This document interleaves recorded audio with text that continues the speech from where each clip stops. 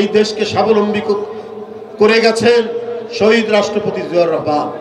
এই দেশ কারো তাবেদার হবে না, এই দেশ কারো গোলামি করবে না।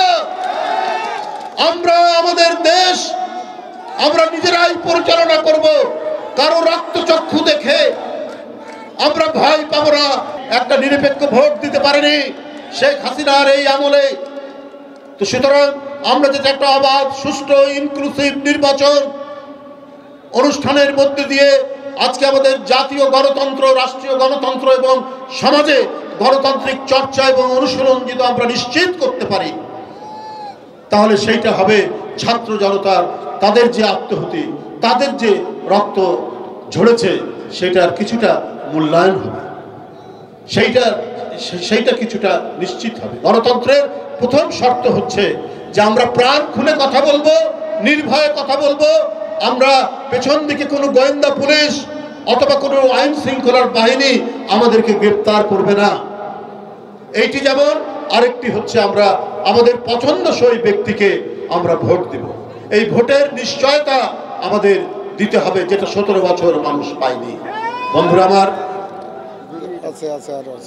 আপনাদের আমি আবারও সবাইকে ধন্যবাদ জানাচ্ছি। আগামী দিনে আমাদেরকে এগিয়ে যেতে হবে, নিজের পায়ে আমরা দাঁড়াবো। আমরা স্বাবলম্বী এই দেশ, এই দেশকে স্বাবলম্বী করে গেছেন শহীদ রাষ্ট্রপতি জিয়াউর রহমান, করে গেছেন দেশনেত্রী বেগম খালেদা জিয়া।